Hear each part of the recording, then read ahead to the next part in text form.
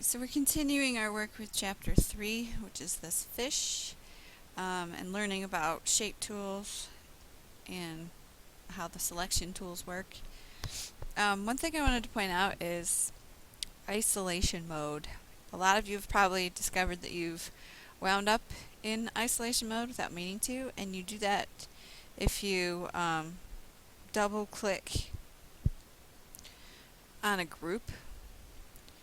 So if you double click on a group, you enter this isolation mode. And here's where you can select individual items of that group. As you know, our fish scales were a group. So, but a lot of you have ended up here and not really realized how. You can still navigate to a certain degree when you're in isolation mode, but to get out of it, there's this arrow up at the top, and you have to hit it twice to get out of isolation mode completely. So isolation mode is another way, sort of like using the group selection tool, another way to individually select pieces in a group. Alright, so moving on. You're going to open up, actually you're not going to open this one up. I don't include the done ones just because I don't want there to be any confusion when you're going to save. I don't want you to accidentally turn in the wrong one. So this is the done example of what we're going to be creating next. And you're given some of these shapes already, but we're creating the background and the bubbles and stuff. So this is what it looks like, and then you will be opening up the document called AI 0303, which looks like a blank piece of paper, and it's got some rulers on it. And like always, that is kept in the shared drive, so you have to go File Open, or you could go Browse and Bridge. But in any case, you have to go to Computer and find the drive called Columbine, etc. So first I'm just going to fit to screen. There we go. Alright, so these are our guides, and they are movable, so you want to make sure that you don't move them around accidentally. If you click and drag, you can move them. And as you can see, our rulers are set in kind of funny numbers up here. And that's because they're set to points and not to inches. So we're going to change that. So if we go to Edit, Preferences, Units,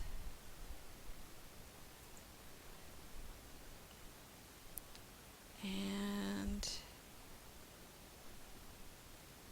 inches. It already is inches. Strange.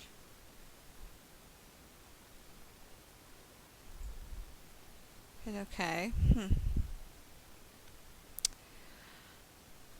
Well, moving on. It still looks like points on my screen, and it probably looks like points on your screen.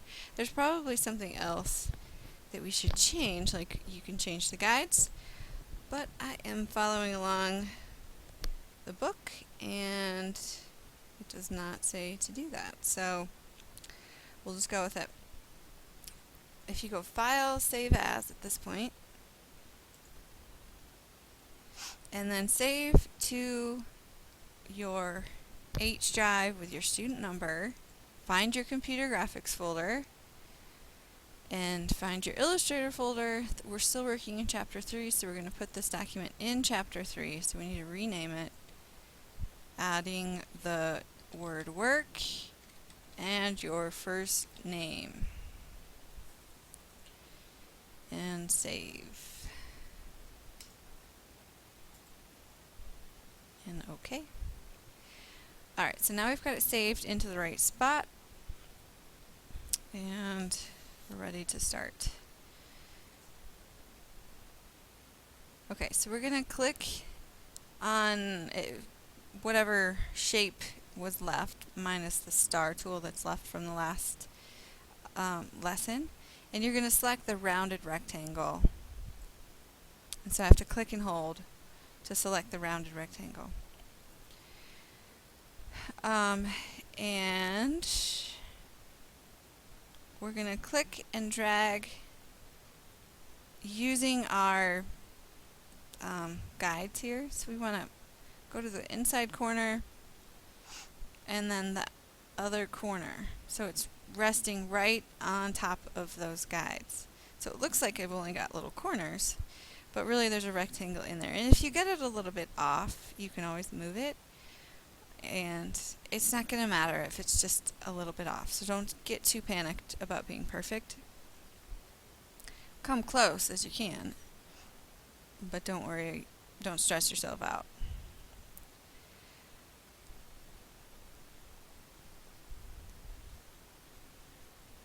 Alright, so we're going to fill this box, and we can do that up here, or we can do that here, or we can do that from the swatches, a couple different ways, but I'm just going to click on the arrow next to my fill color here, and we want to choose the one that's called CMYK Blue, which sort of looks like a cross between blue and purple, and it's in that top row. If you hover over it, it should tell you.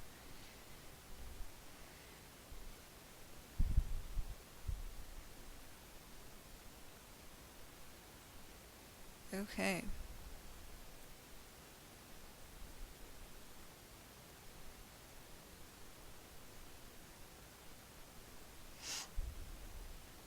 Alright, so we're going to lock this rectangle by going up to Object, Lock, Selection.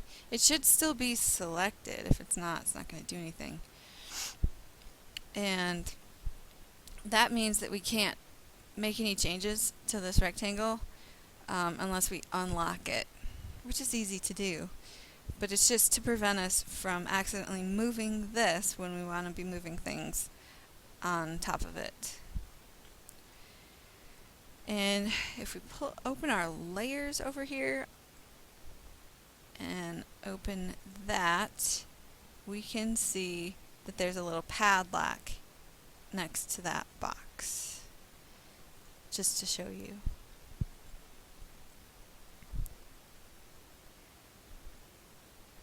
Alright, so we're going to select the polygon tool from our shapes. And a polygon is any side shape. I mean, it's got to be at least 3. And as many as you can think of. So we're going to be creating some triangles. And we're just going to click once on the artboard so that we can set a specific size. And we want to make the sides, we want to make it a 3-sided thing because it's a triangle.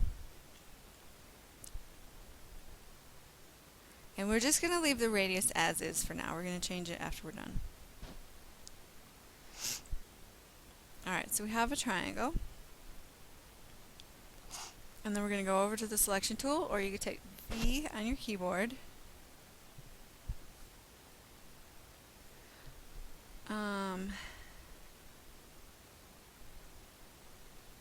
And just to show you that you can adjust, well, first we have to select the triangle, and then you can adjust the size of your triangle by clicking that middle point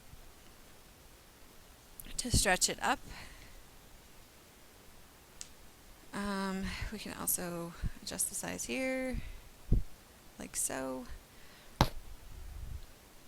Alright, we're going to open up the transform panel. Again, it's up here on the control panel, but we're just going to open it up to make it a little easier.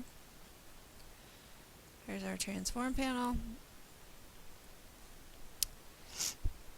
And for the width, we're going to change the size of our shape here.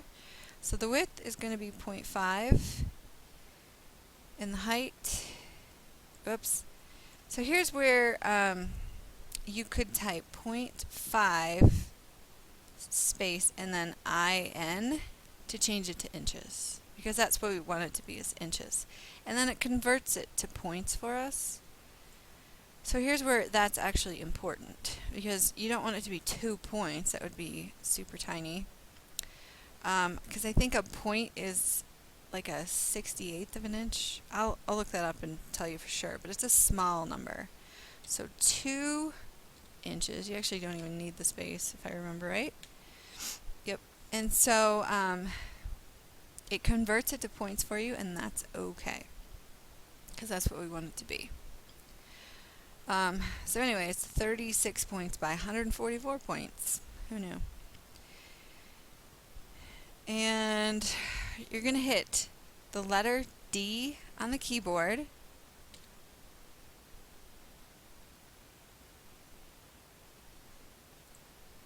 Now we can hit D if nothing's selected. And it changes our colors back to the default, which is white fill and black stroke. So you have to deselect everything in order to do that. Okay, so we're going to,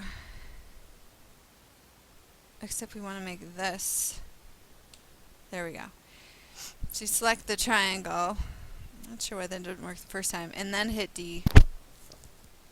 We want that triangle to have a white fill and a black stroke.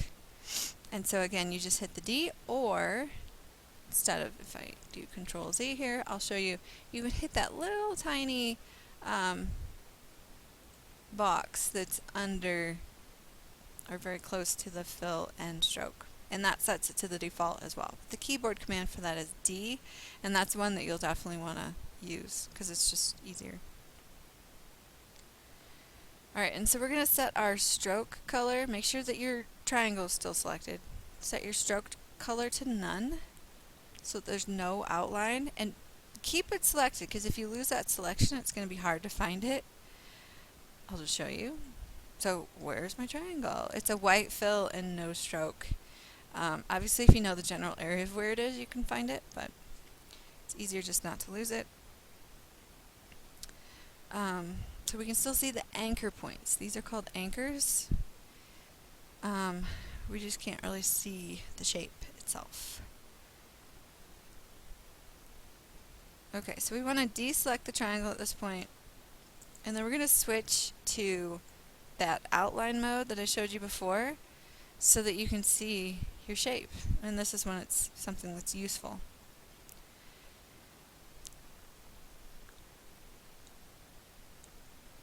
So we're going to move our triangle .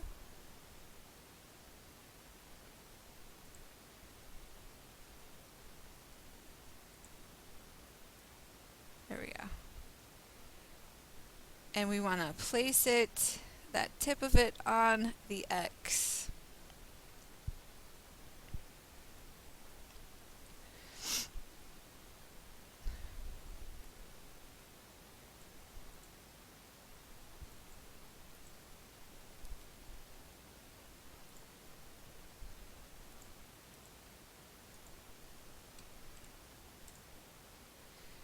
And that's close enough.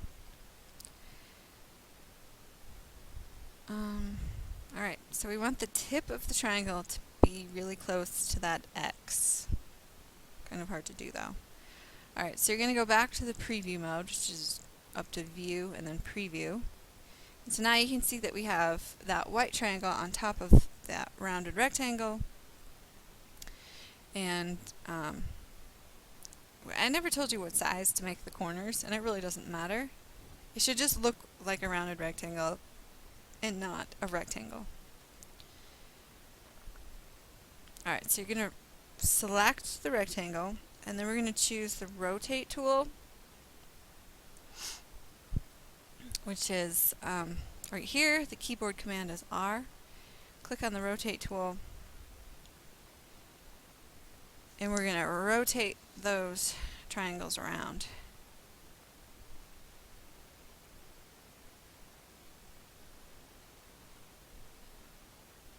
Okay, so we need to hold down Alt and click the center. I hope I got that pretty close. And that's going to be our rotation point. So you want to click the tip of the triangle and try and be as accurate as you can.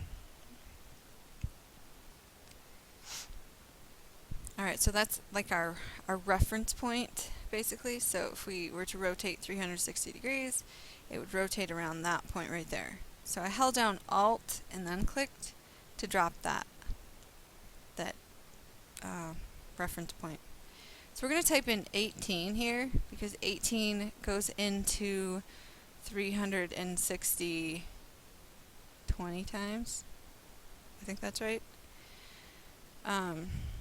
So your number should be divisible by 360. So I'm just going to hit preview. Oh. And instead of hitting OK, good thing I did that, you want to hit copy so that there's two. It didn't get rid of the first one. We still have it. And we're just creating another one. So at this point, you're going to hit a keyboard command for basically repeat the last move, and the keyboard command is Control D. And so I'm just telling it to repeat my last command, and my last command was to rotate or to copy my triangle 18 degrees, and we'll see if this works. Yep. So you should come around and don't repeat that first one that you started with. You can always hit Control Z as many times as you need to if you need to back up or whatever, fix any mistakes. But that's what it should look like. And now we're going to select, go to your selection tool, and you're going to select one of the white triangles. I've got one already selected, so I don't need to select it again. We're going to go up here to one way to select a group of things that are all the same. So you can go up to Select, Same. We could do a couple of different things, but fill color is one thing that we could choose. So it's selecting anything that's white. And so the only thing that I have that's white are my triangles. So it's selecting all of those triangles. So that's a helpful command if you've got a lot of things kind of spread out and you don't want to take the time to shift click them. So you would have needed to hold down shift and then click those. And we're going to make those into a group.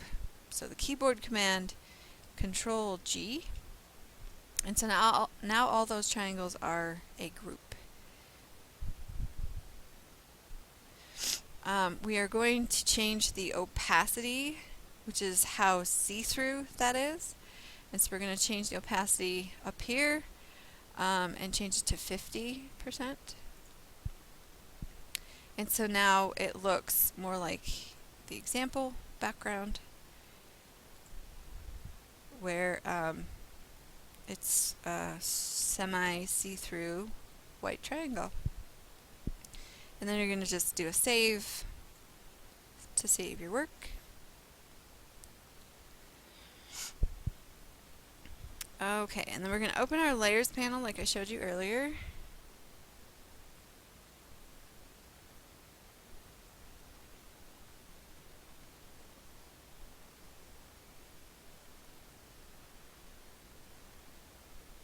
And we're going to lock that entire layer at this point.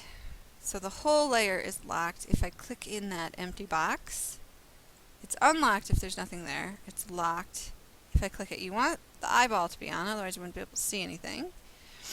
But you also want the padlock to be on because we're sort of done with that layer. And we're going to create a new layer, but I want you to hold down Alt as you click the new layer button. And what that does is it just brings up the dialog box to rename it right away, instead of having to create it and then double click it to open it. So holding down Alt just saves you one step, and we're going to rename this one Fish. And it just has a different color for every layer, and it's fine, it doesn't change anything. Hit OK. It's just at this point, if we were to select something, it would look red instead of blue. Like the bounding box would be red. Okay, so we are going to find some artwork, and you're going to go File, Open, and you're going to open up AI 0304, which looks like that, the two fishies. And that's in the share drive, so you're just going to go File, Open, or Browse and Bridge, whichever. Browse and Bridge would be easier if you've already got it open, and open up that other document.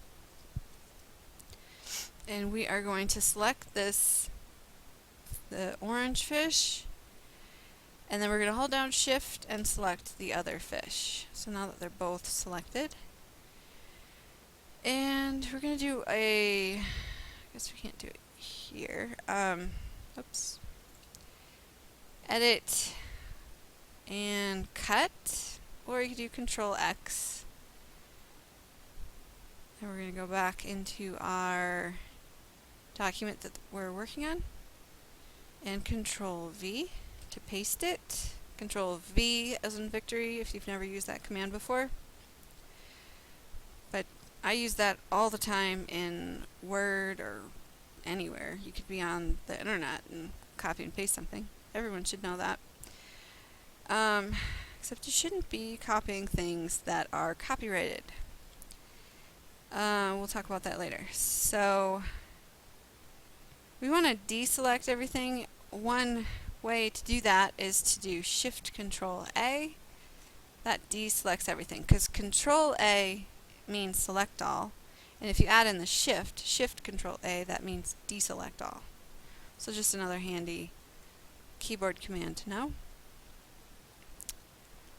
And we're gonna go, well, we're already on the selection tool. So I want you to click on that smaller fish, and it should have put those in the fish layer. Let me know if it didn't, and I'll help you fix that. So the fish layer should be highlighted, and you should see the little fish in the thumbnail. So if you go and put the smaller fish on top of the larger fish and look at it, you can see that it goes behind it. And that's because the order was already created for you in that document.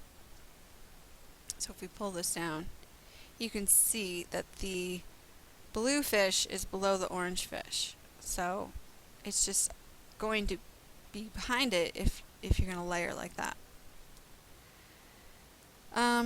So if you select that smaller fish, and then let's see, if we right click and go to Arrange, Bring to Front, now the blue fish is on top, and it has changed my layer order over there. You could have also just clicked and dragged and changed the order there, just so you know. Alright, so we're going to just reposition this so that it's not so much on top of the other one. That looks about right. And I'm actually going to move that one down.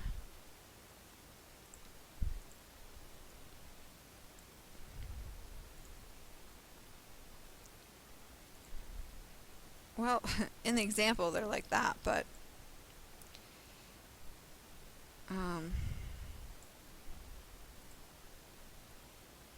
it's up to you how you want to do it. We'll just do it like that for now and just leave it. Alright, so we're going to create some bubbles here. Go to the ellipse tool.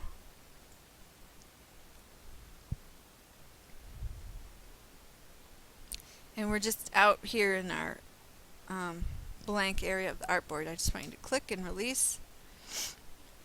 And I want you to type in 0.5 in for inches, and then 0.5 in Enter, and we have a circle. And for the fill color, it's going to be the CMYK cyan.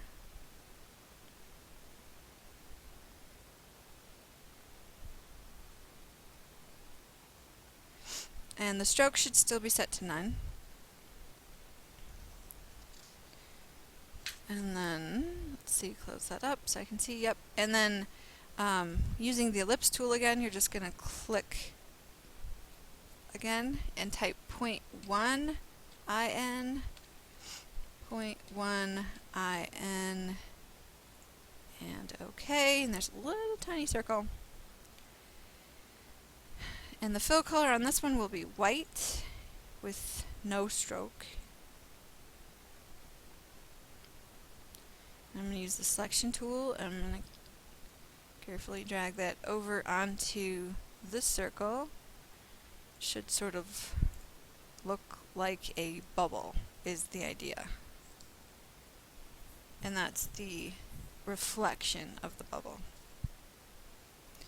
So we're going to select both of these. You can click and drag, or you could have shift-clicked both of those circles. And we're going to group them together. And I'm not going to tell you what it is, I want you to know how to do that. Do a quick save. Alright, and so with our bubble selected, should say group over here.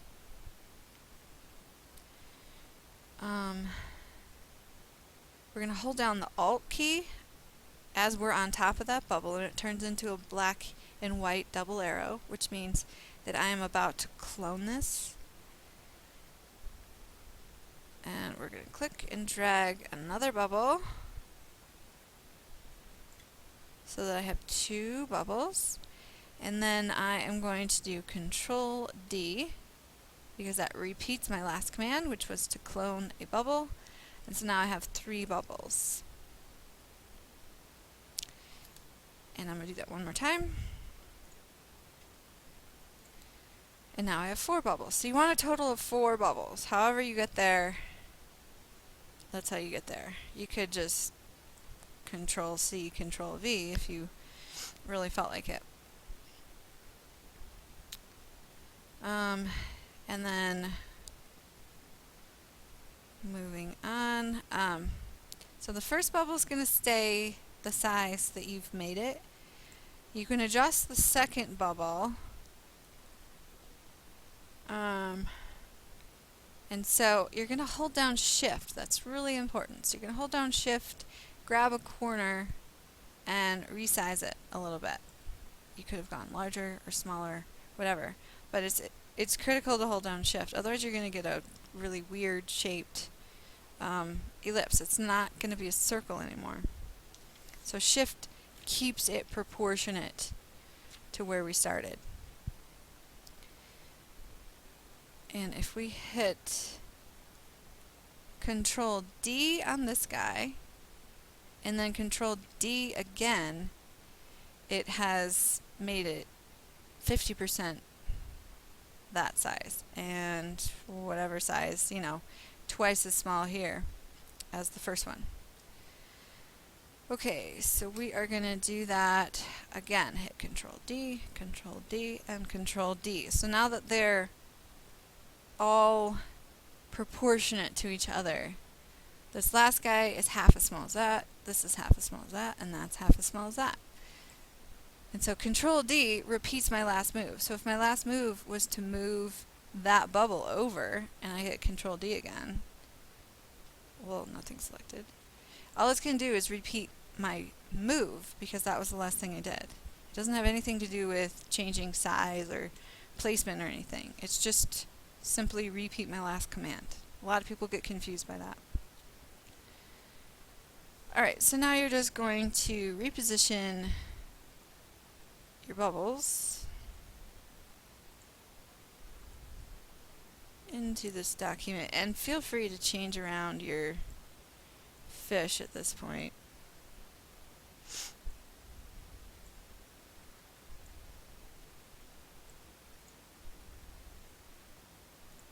Here's the example. Although their example has 4 same size bubbles and 1 large one, so that's incorrect. That one doesn't have a little reflection on it either. So their bubbles are wrong. So yours should look at least this size. I don't care where you put them. And then you're going to save it when you're happy with it, and you're going to turn that in.